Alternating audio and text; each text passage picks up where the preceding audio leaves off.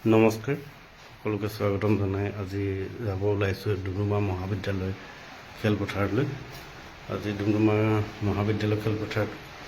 অনুষ্ঠিত হৈ আছে অসম আৰক্ষী বিভাগৰ ভাতৃ সংগঠন আৰক্ষী বাহিনীৰ ৭৬তম অধিৱেশনত গৈ মই আপোনালোকক কেনেধৰণৰ তেওঁলোকে কাৰ্যসূচীসমূহ ৰূপায়ণ কৰিছে তাৰ সবিশেষ দেখাবৰ কাৰণে যত্ন কৰিম। আপোনালোকে চাই থাকিব। আহি পাই মই মূলামুখীসকলক বিশিষ্ট অতিথিসকলক আমন্ত্ৰিত অতিথিসকলক মঞ্চলৈ নিমন্ত্ৰণ কৰি আছোঁ। আপোনালোকক দেখাইছোঁ কিছু সংখ্যক আৰু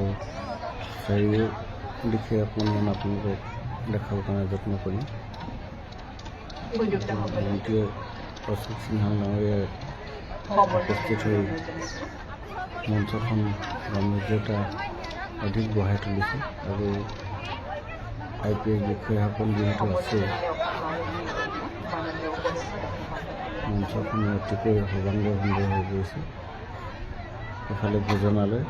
বহুতো লোকে খাদ্য গ্ৰহণ কৰিবৰ কাৰণে যিহেতু অসুবিধা হয় তেওঁলোকৰ বহুত দূৰণিৰ ঠাইৰ পৰা আহিছে, বিভিন্ন জিলাকে প্ৰতিনিধিত্ব কৰিছে, গতিকে তেওঁলোকক ব্যৱস্থাপনা কৰিছে আৰু সকলো নিজৰ ধৰণে ব্যস্ত। এইফালে ফটো মৰা ব্যস্ত, এইফালে দৰাকন্যা হাজত প্ৰতিনিধিত্ব কৰিছিলে সভাঘাটত, তেওঁলোকে ফটো মাৰিছে আৰু ইয়াত আছে ৭৬খন পতাকা। ৭৬তম যিহেতু অধিৱেশন,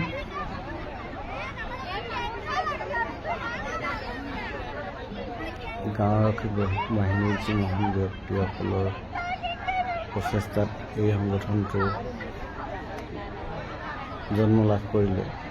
তেওঁলোকৰ স্মৃতি তৰ্পণ কৰিছে আৰু ইয়াত বিজ্ঞাপনৰ কাৰণে যিহেতু ডিলাৰৰ পৰা গাড়ীসমূহ আনি ৰাখিছে বিজ্ঞাপন দিবৰ কাৰণে, আৰু এইবিলাক ইমান সুন্দৰকৈ বিপণীসমূহ ৰাখিছে। বিভিন্ন ব্লকৰ পৰা আহিছে, বিভিন্ন ধৰণৰ দোকান আহি আৰম্ভণি হৈছে যে প্ৰথম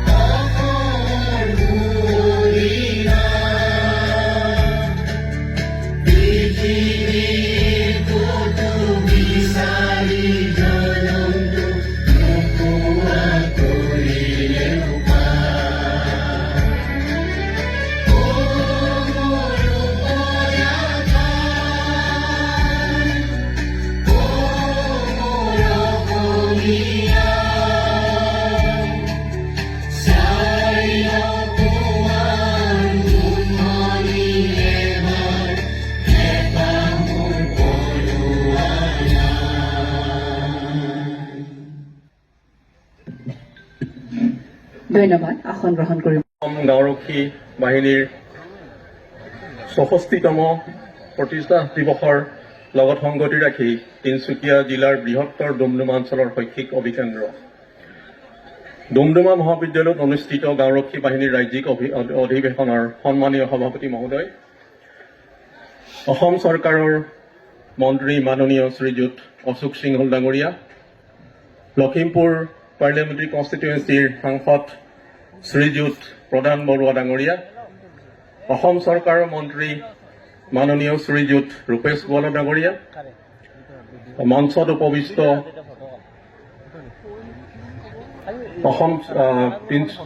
অসমৰ গৃহ বিভাগৰ কমিশ্যনাৰ ছেক্ৰেটাৰী বিশ্বজিৎ পেগু ডাঙৰীয়া, তিনিচুকীয়া জিলাৰ উপায়ুক্ত মহোদয়, তিনিচুকীয়া জিলাৰ আৰক্ষী অধীক্ষক মহোদয়, উপলক্ষ্য কৰি মঞ্চত উপবিষ্ট বিশিষ্ট ব্যক্তিসকল, আজি এই পোনপ্ৰথমে মই ৬৬তম অসম গাঁওৰক্ষী বাহিনীৰ প্ৰতিষ্ঠা দিৱস উপলক্ষে সকলোকে আদৰণি জনাইছোঁ। আপোনালোকে জানে এই গাঁওৰক্ষী বাহিনীৰ অধিৱেশনখন সাফল্যমণ্ডিত কৰাত সহায় কৰা সন্মানীয় সুধীবৃন্দ বিভিন্ন ডিষ্ট্ৰিক্ট 36 ডিষ্ট্ৰিক্টৰ পৰা অহা বিভিন্ন প্ৰতিনিধিসকল তেওঁলোকে যোৱাকালি আহিছে আহি ইয়াত যোৱাকালি এটা পৰ্যায় আমাৰ হৈ গৈছে আজি মুকলি অধিৱেশনৰ পৰ্ব আৰম্ভ হৈছে আপোনালোকে জানে এই প্ৰতিকূল বতৰৰ মাজতো বিভিন্ন পৰিস্থিতিৰ সন্মুখীন হৈ জনসাধাৰণৰ দুখ দুৰ্গতাৰ লগতে ওতঃপ্ৰোতভাৱে জড়িত সাঙুৰ খাই আছে স্বেচ্ছাসেৱী সংগঠনৰ সদস্যসকল তেওঁলোকৰ কৰ্মস্পৃহা তেওঁলোকৰ যিখিনি আমাক সমাজক যিখিনি দায়িত্ব দিছে যিকোনো পৰিস্থিতিয়েই নহওক দুৰ্যোগৰ মুহূৰ্ততে হওক বানপানীয়ে হওক বা অন্য যি ধৰণৰ প্ৰাকৃতিক দুৰ্যোগে হওক সকলোতে তেওঁলোকৰ সহায় সহযোগ আমি পাই আছো এই গাঁওৰক্ষী সংগঠন অসম পুলিচৰ এটা ভাতৃ সংগঠন আৰু এই সংগঠনটো আপোনালোকে জানে ভাৰতবৰ্ষৰ ভিতৰত এটা ইউনিক অতুলনীয় সংগঠন এনেকুৱা সংগঠন ভাৰতবৰ্ষৰ বেলেগ ৰাজ্যত পাবলৈ কম তো মই যোৱাকালিও কৈছিলো 2005ত এখন নেশ্যনেল কনফাৰেন্স অফ এছপিছ হৈছিলে তাত এই ভিডিপিৰ কথাটো ওলাইছিলে আমাৰ এজন কলিগে ভিডিপিৰ বিষয়ে সকলোকে বুজাই দিছিলে তাত বিভিন্ন ষ্টেটৰ এছপি সকলে অংশগ্ৰহণ কৰিছিলে বিজ্ঞান ভৱনত তাৰপিছত bureau of police research and development wing ministry of home এফেয়াৰ্ছৰ পৰা এটা চাৰ্কুলাৰ গ'ল গোটেই ষ্টেটবিলাকলে তেওঁলোকেও যদি পাৰে এনেকুৱা ধৰণৰ এটা সংগঠন কৰক তো আমাক অনুকৰণ কৰি অসমৰ ভিডিপিক অনুকৰণ কৰি কিছুমান ষ্টেটে পিছৰ ফালে এনেকুৱা ধৰণৰ সংগঠন কৰিলে কিন্তু আমাৰ এই সংগঠন তেওঁলোকে এতিয়ালৈকে কৰিব পৰা নাই কাৰণ আমাৰ এই সংগঠন এটা চিষ্টেমেটিক এটা সংগঠন আসাম ভিলেজ ডিফেন্স ৰুলছ আৰু ভিলেজ ডিফেন্স এক্ট মতে আমি পৰিচালিত হওঁ মই জিলা প্ৰশাসনৰ ফালৰ পৰা মই ধন্যবাদ জ্ঞাপন কৰিছো এই ডিষ্ট্ৰিক্টখনত যেটো পিচ আৰু এই ডিষ্ট্ৰিক্টখনত ইমান প্ৰডাকশ্যন হৈ আছে অইলৰ ইমান চাৰ প্ৰডাকশ্যন হৈ আছে এই সবতে আপোনালোকৰ অৱদান মই শলাগ লৈছো আৰু মই আশা কৰিছো কি পৰিৱৰ্ত সময়তো ইয়াত আমি আপোনালোকক এনেকুৱা হোষ্ট কৰিবলৈ আকৌ চান্স পাম আজিৰ মুখ্য অতিথি অসম চৰকাৰৰ মাননীয় মন্ত্ৰী অশোক সিংঘাল ডাঙৰীয়া স্থানীয় বিধায়ক অসম চৰকাৰৰ মাননীয় মন্ত্ৰী ৰূপেশ গোৱালা ডাঙৰীয়া IGP এডমিন ভূঞা ডাঙৰীয়া কমিশনাৰ এণ্ড ছেক্ৰেটাৰী পেগু ডাঙৰীয়া এই ৰেঞ্জৰ DIG সাহেব SP সাহেব মঞ্চৰ উপবিষ্ট বিশিষ্ট ব্যক্তিসকল গাঁওৰক্ষী বাহিনীৰ মুখ্য উপদেষ্টা মজুমদাৰ ডাঙৰীয়া উপদেষ্টা দাস ডাঙৰীয়া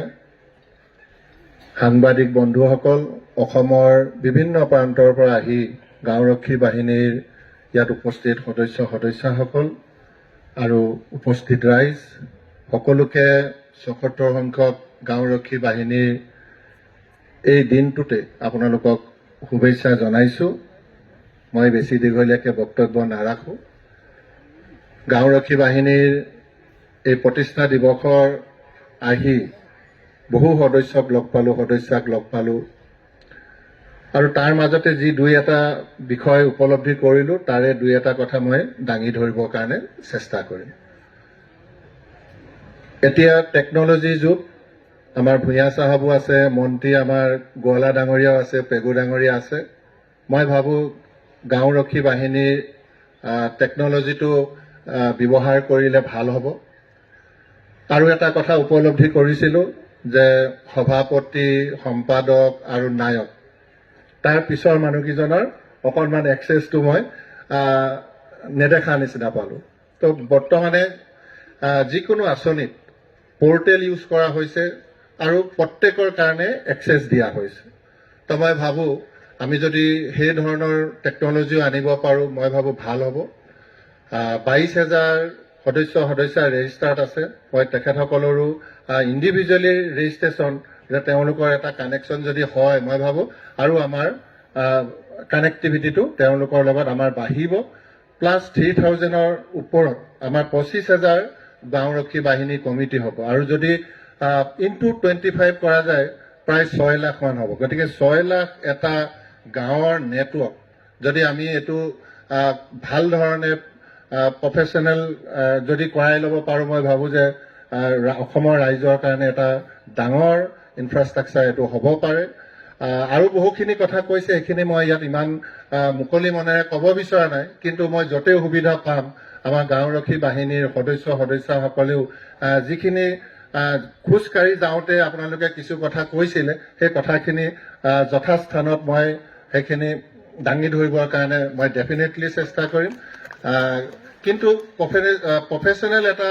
সংগঠন যেতিয়া আমি কৰিবলৈ যাম, তেতিয়া বহুখিনি বিষয় আমাৰ শিকাৰো আৱশ্যক হ'ব। তো মই ভাবোঁ এই ক্ষেত্ৰতো আমাৰ গাঁওৰক্ষী বাহিনীৰ সমূহ সদস্যসকলে শিকাৰ কাৰণেও যাতে আগ্ৰহ কৰে, মই তাৰ কাৰণেও আপোনালোকক অনুৰোধ জনাইছোঁ। ড্ৰাগছ এটা আমাৰ মহামাৰীৰ ৰূপ লৈছে, বাল্য বিবাহো লাহে লাহে ৰোধ হৈছে, কিন্তু এতিয়াও আমাৰ বাল্য বিবাহ ব্যৱস্থাটো আছে। ভূঞা ডাঙৰীয়াই ধন্যবাদ জনোৱাৰ লগতে ময়ো আপোনালোকক ধন্যবাদ জনাইছোঁ যে বাল্য বিবাহৰ ক্ষেত্ৰত আপোনালোকে যথেষ্টখিনি আপোনালোকে কাম কৰিছে। ঠিক তেনেধৰণে আমাৰ ব্যাধি যিখিনি ড্ৰাগছৰ এইটোতো যাতে আমাৰ কাম হয়, তো মই সেইখিনিও আশা কৰিছোঁ আৰু এই ক্ষেত্ৰতো নিশ্চয় ব্যৱস্থা চৰকাৰে ডেফিনেটলি ল'ব। ইয়াৰ উপৰিও আৰু কিছু কথা আছে, ইমানখিনি উপলব্ধি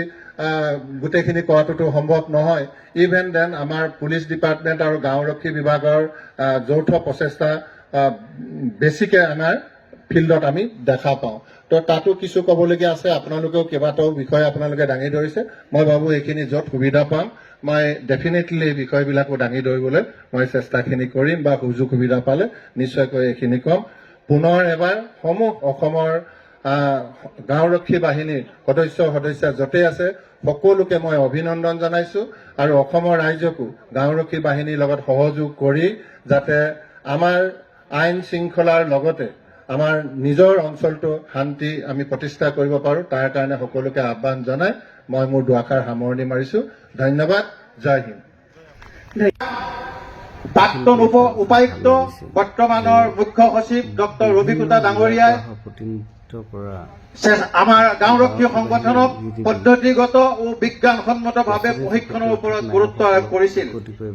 প্ৰাক্তন আৰক্ষী সঞ্চালক প্ৰধান ভাস্কৰজ্যোতি মহন্ত ডাঙৰীয়া আৰু বৰ্তমানৰ আৰক্ষী সঞ্চালক প্ৰধান GP সিং ডাঙৰীয়াইও আমাৰ সংগঠনৰ প্ৰশিক্ষণৰ জৰিয়তে সুদক্ষ কৰি গঢ়ি তোলাৰ ওপৰত গুৰুত্ব আৰোপ কৰিছিল। আমাৰ সকলোৱে শ্ৰদ্ধাৰ অসম মাতৃৰ সুযোগ্য সন্তান, যিজনে